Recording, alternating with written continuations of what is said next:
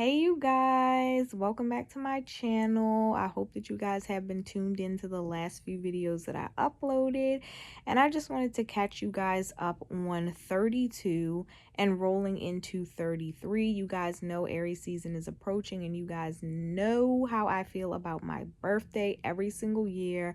Y'all know how I feel about my horoscope sign, the big Aries.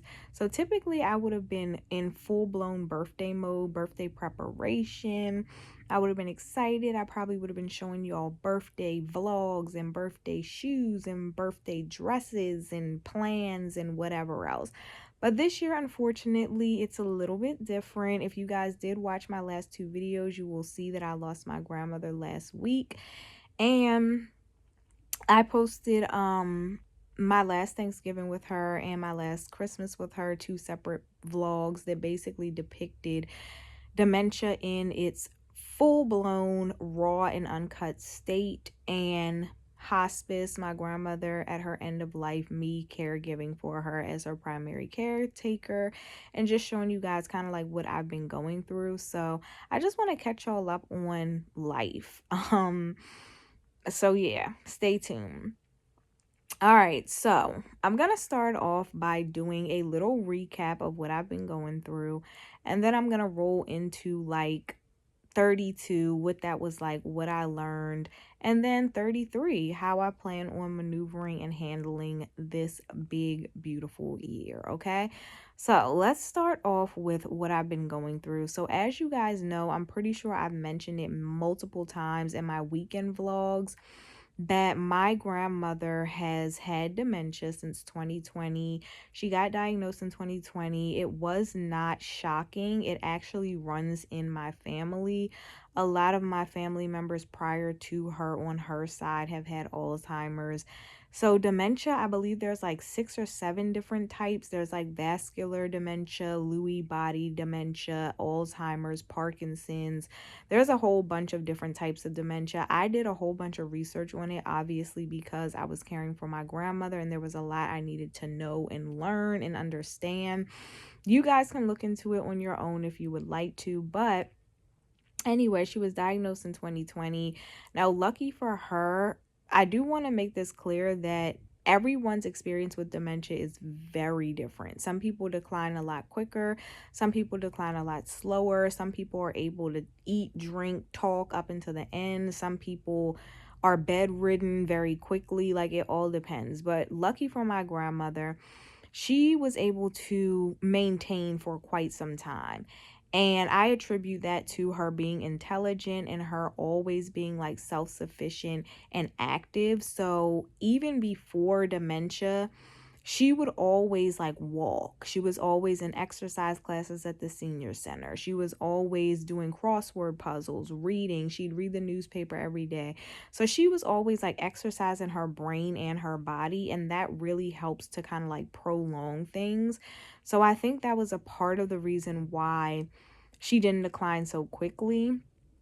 Now, obviously, you do go gradually in steps. You have to implement new things, take away things, whatever. So there was a time where obviously she couldn't drive anymore. Obviously, she wasn't in charge of a lot of the functions within her home, pertaining to her home, etc. Now, even with that being said, my grandmother was able to stay in her home for quite some time. Okay, so she did not have her real severe decline until 2026, so that was 6 years later. No, I'm sorry, 2025, so that was 5 years later after she had been diagnosed. At that point, 5 years later, in October 2025, she did have a fall. A lot of times a fall will be or will lead to the real true last decline that the person is going to experience, and they usually end up in the hospital or a nursing home or whatever. So my grandmother did have a fall, and following that fall, she did go to the hospital and they did run some scans, and they found that she also had a brain mass. So they were not able to detect whether or not the mass was benign or malignant because she was 98 years old and they weren't going to go in and do CAT scans and all that other stuff. She already had the dementia. and it was clearly going to lead to a further decline along with the brain mass. So they told us to go ahead and just prepare to have her on 24-hour care in her home or in a facility. I chose to keep her in the home because that was what she always desired. And that's what it was moving forward until she transitioned. Now, this is a whole nother story and a whole nother topic that I'm going to get into because I have so much to say. This was such a trying time, such an experience, such a life-changing, life-altering, mind-altering, traumatizing, yet beautiful experience. And I'm going to talk about that in depth in other videos. But that is what I went through for the majority of my 32nd year of life. And it was very, very, very time consuming and difficult. And so, with that being said, I did learn that I want to be very, very, very aware, vigilant, and intentional about a lot of things in my life moving forward, right? So, first of all, this experience, end of life care, they say you will blow through more money at the end of your life than you could spend in your lifetime. It is expensive, like really expensive.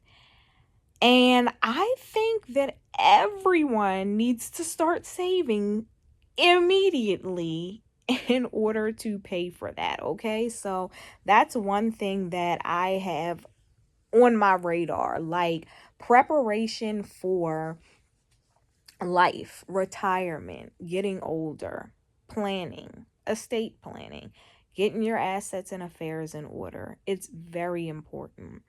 I also learned a lot about friendship, and not just my friendships, but also friendship on her end. You know, like you think at the end of life, people would be there for you, especially in your old age, especially whatever you guys have went through, whatever. But I found it very strange that people who my grandmother was calling friends for years weren't who they appeared to be at the end of life, you know?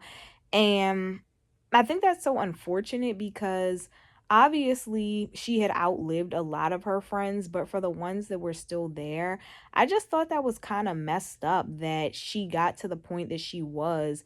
And some people didn't even think to like come visit her.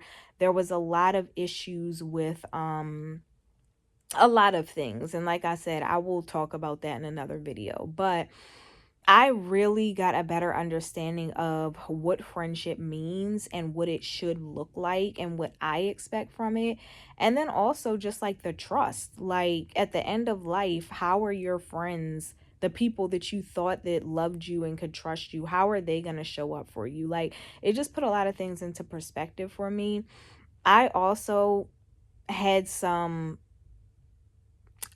conversations and realizations that I came to in some of my own relationships with people, friendships, and it was shocking, you know, some of the things I heard, some of the things that were not done, some of the ways that people did not show up, and it wasn't many people. I can honestly say I was very blessed to have a lot of support from my friends. My friends were amazing and really helped carry me through this. Now, obviously, I did the work, but I definitely had them on the sidelines, like cooking for me, coming to sit with me, celebrating holidays with me, calling me, FaceTiming me, checking in on me, and that meant the world to me.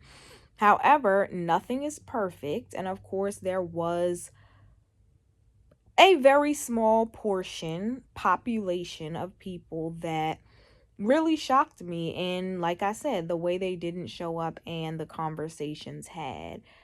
Really, it was one person, but it was a very small population of people that didn't show up.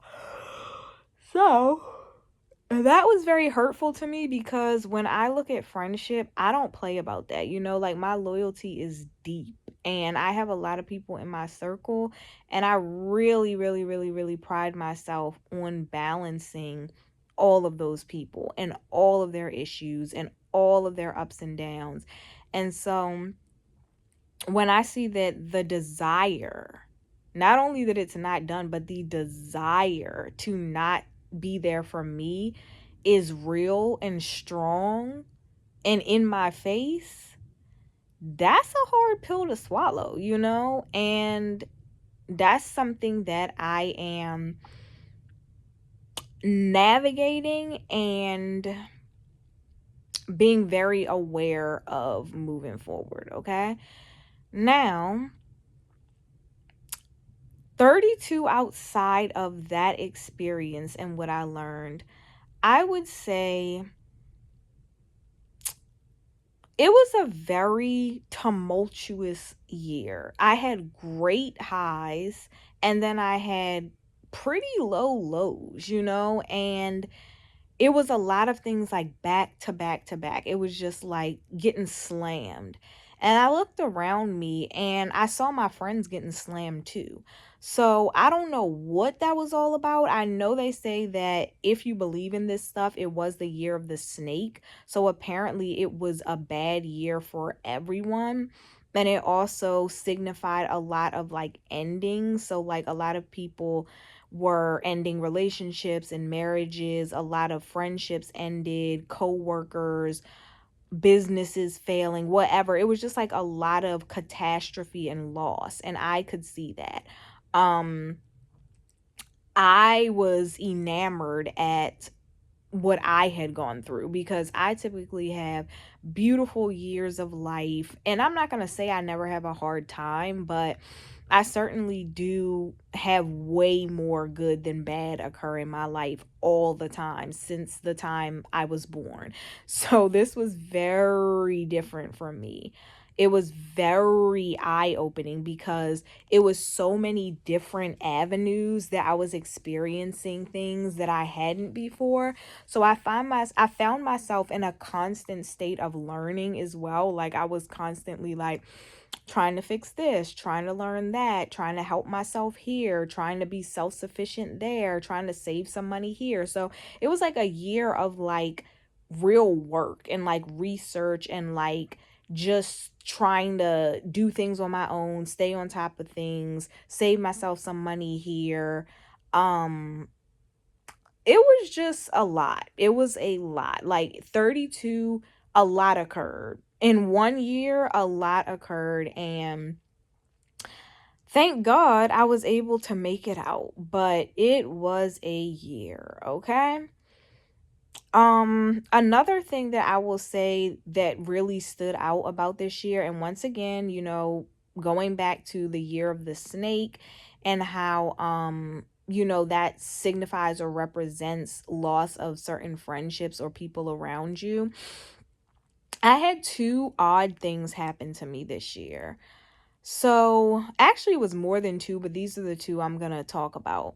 This year, I realized that, like, I know a lot of people say this and you see this sometimes on social media, but I really blatantly saw that, like, sometimes people will be connected to you and remain connected to you only for what you can do for them, right?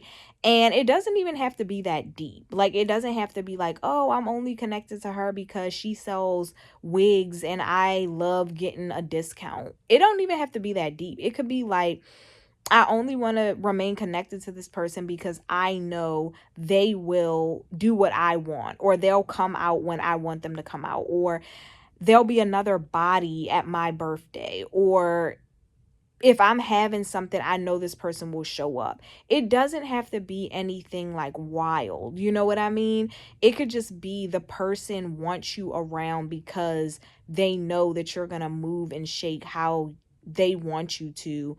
And they're just basically like plugging you in where they need you in their life, right? And so I saw that in, like I said, multiple spaces, but these two just really stood out to me. And I think what I'm learning is the value of my presence and the value of my friendship in different spaces, and learning to not be so like just overdoing things. I naturally am like a giver. I'm naturally supportive. So I just sometimes can't help but be the way that I am and include people and show up for people and love people. But I have to start realizing that like I'm valuable, and if people don't want to return what I'm giving out in the same genuine manner, I just shouldn't I should just learn to remove myself quicker and just be at peace with it. You know what I mean? Not even think too deep into it, not even like get upset about it, but just literally like learn to just doop, doop, boop, boop, boop. Like I'm in, I'm out. I'm in, I'm out. Like you can't treat me right. You can't talk to me right. You don't value me. Like boop, I'm out. Boop, pick myself right up, remove myself. You know what I mean? Because it doesn't take all this, like, conversation and arguing and me being the person I am, overthinking, trying to figure it out. Like, just learning to remove myself. Like, this ain't an equal type of situation. We not both on the same page with how we feel about each other. Get the hell out of there. Like, I thought we were cool. I thought you really liked me. Turns out I just liked you. Get the hell out of there. Okay. So the first situation was this person that I went to school with at some point. Not gonna give too many details, but I went to school with this person at one point, and this person was always cool. We were never, I wouldn't say friends because I don't go around calling everybody my friend, but I would say we were like associates, acquaintances, whatever. However, we were like, really I guess you could say I guess you could say really connected in a certain way. Like not connected as far as like we had a deep connection, but like social media or like using each other as a resource, or I attended like one of his birthday events, or like just like connected well in the sense of we weren't afraid to like reach out to each other or chit chat or whatever. So this person had like mentioned us hanging out at one point. And I think like what ended up happening was that I was just too busy and I never got back to the person with like details on when I was free. So it never happened. But it's whatever, right? So the person reached out to me again at some point last year and was like, hey, yeah, like we should still hang out or whatever. And I was like, okay, cool. Now, mind you, I never took this as like somebody trying to talk to me, somebody trying to get my number, go on a date, like, get all frisky, whatever, right? I just looked at it like, you're cool, I'm cool, we've been in contact, we've known each other for however long. You're telling me it looks like so much fun whenever I'm out and about. You'd like to join. Cool. Like I'm open to new connections. I'm open to vibing. I'm open to good times. And you seem like a good time from all that I've known you. And you seem like a cool, chill, genuine person. So I'm like, okay, cool. I go ahead and shoot this person some options. The person looks over the options, picks what they like best. And then I start throwing out like, time, date, and cost, because for me personally, like I'm a pretty busy person. I have to lock things in and make sure that like the time slot is open, it doesn't run into the next activity, the date is free, whatever. And then also I'm not like a last minute person, so if the activity does have like an upfront cost, I'd rather just have that be known rather than it be like a shock once we get there. Or if you can book in advance, just go ahead and book it and get it out the way. So I told this person, and I gave it some time for the person to respond. I gave it another week for the person to respond. Like, I gave plenty of time, you know, first few days, another week afterwards, whatever. This person was still active on social media, still liking my posts, viewing my posts, whatever. So I'm thinking like, oh, okay, maybe the person just like it slipped their mind. They weren't looking at their phone. So I reached out and I was like, hey, you know, no rush at all, but when you get a chance, get back to me with whatever you want to do, because if not, I can, you know, find something else to do. Still didn't respond. I sent my second response. Hey, you know, let me know if you still want to do whatever we plan to do, because it's absolutely no worry, but I can use that time as free time to do something else. No response, right? So I ended up just unfollowing the person on all accounts, and I just left it alone. Didn't block them on my phone, nothing like that. So the person could have reached out via phone, never did, not to this day.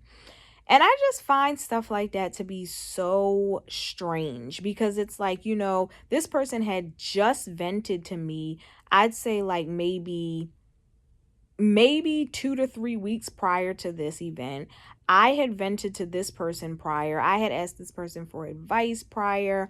I always shared this person's stuff. I supported this person. We always would like, you know, just like have banter, like laughing about some joke on IG in the DMs, or liking the person's outfit, or asking questions like, hey, where's that cookie shop that looked good? Like, we were just cool, you know. Like I said, I had went to one of his little events before. I always supported him, whatever.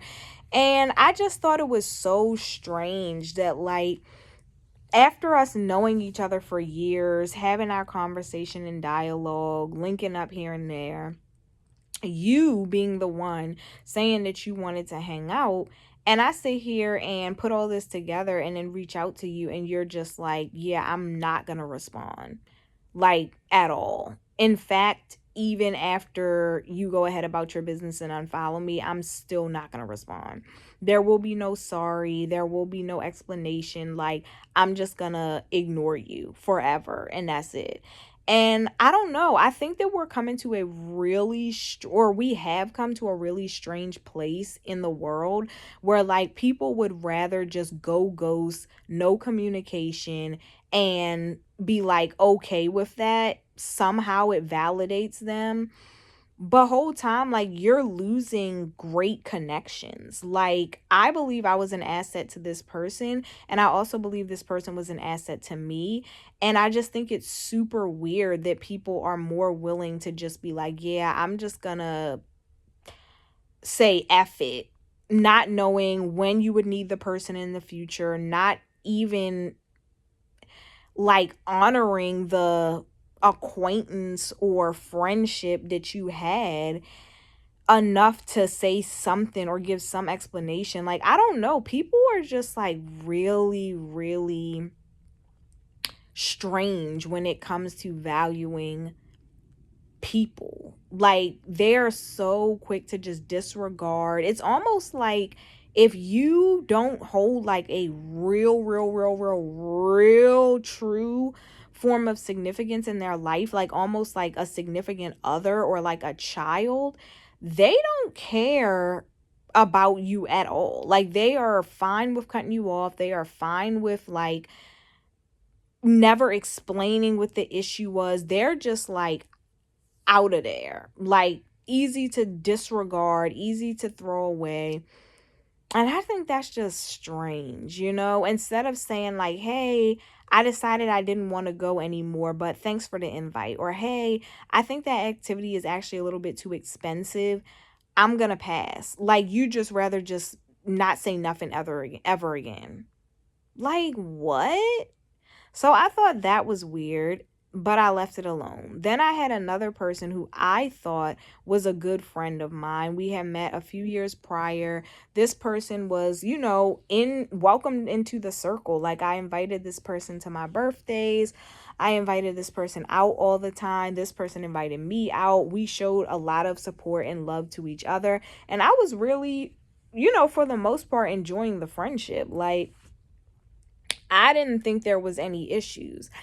But one day I hosted a boat like get together with some of my girlfriends, not all of them, because the whole logistics behind that is a lot, right? Planning a boating outing, you got to make sure that everybody has the same schedule, make sure that everybody's willing to pay the same amount. You got to get with the person with the boat, rent that out, find an area that you can come out of. It's just a lot, you know. And then you have to look at the actual boats, and there's not many boats that have like a middle range of seating. It's usually very small, like 4 people, 3 people, or it's very large, starting at like 15 and up. So it's a lot that goes into it, and I know that because I've done this every year, and I'm the one that plans it, and so obviously I know the research behind it. So all of my friends are not invited. It's typically been 4 girls, to include me, every year. So last year I happened to include another 4, so there was 8 of us, but that was only due to research, due to us planning, due to us being able to shift and move and get on the same schedule.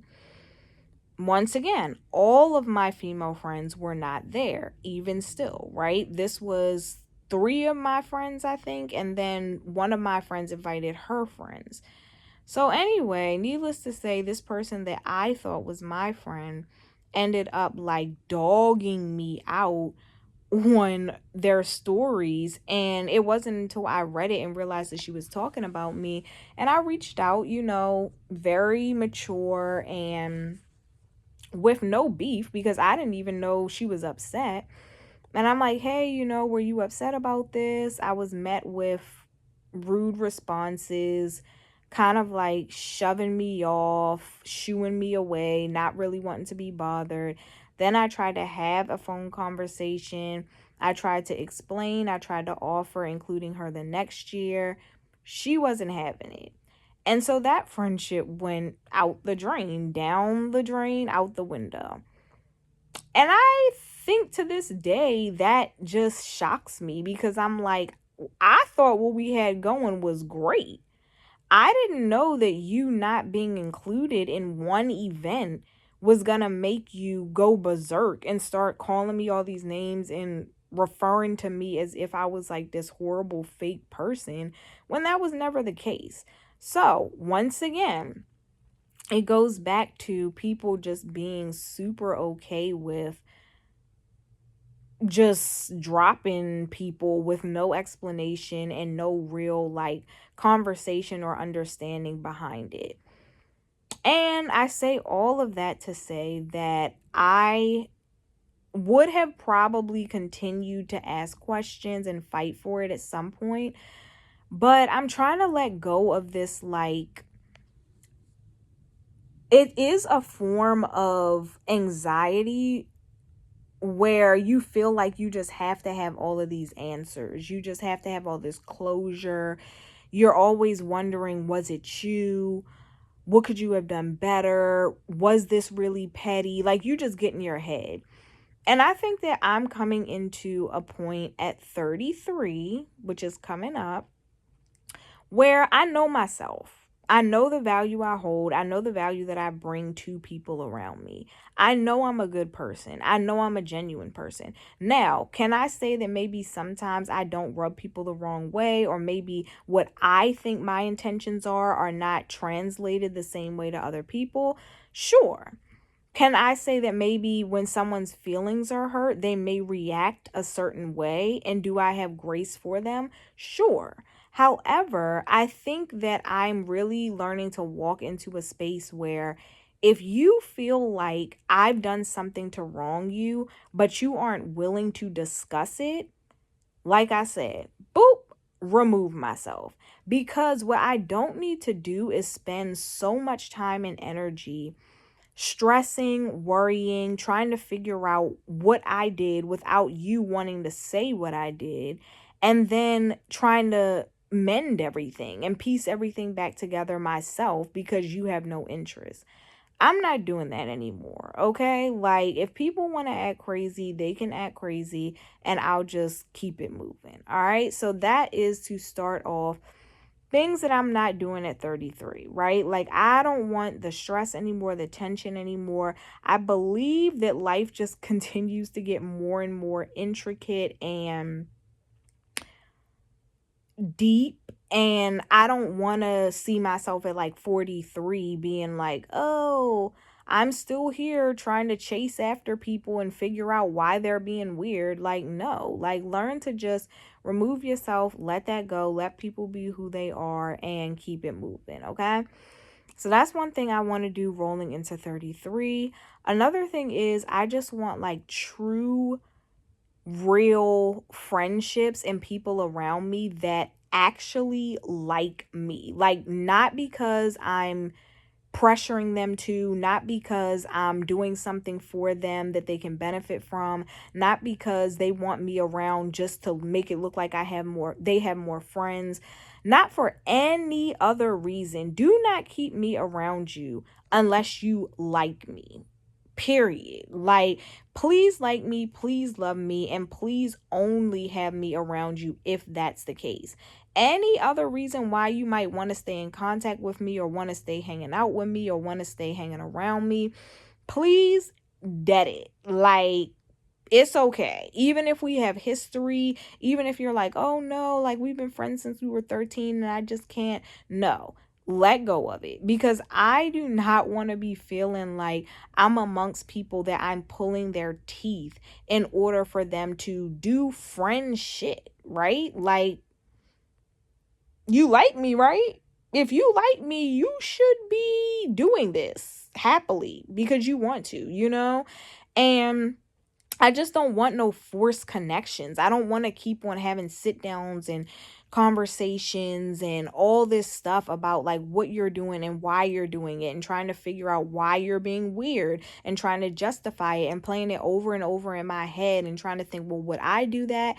I don't like that. And that also rolls into, I don't want to really have many discussions with one friend about another friend moving forward. Now, I did see this TikTok earlier this year, and it basically said, like, and I've always said this, I've always said, like, I can't stand it when people say, like, I don't like drama or gossip, because I believe everyone on this earth, even men, especially men, are prone to gossiping, you know, like old people, young people, black people, white people.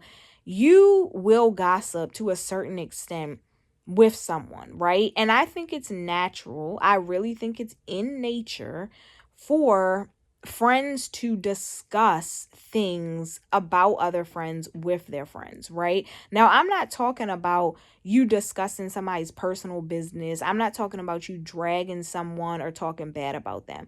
But I know me personally, a lot of times I will pick certain friends for certain reasons. Like, I might pick a friend that I know is like really unbiased and level-headed and give them a scenario with me and another friend just because I know they're unbiased and level-headed, and I would want to know like what they thought, right?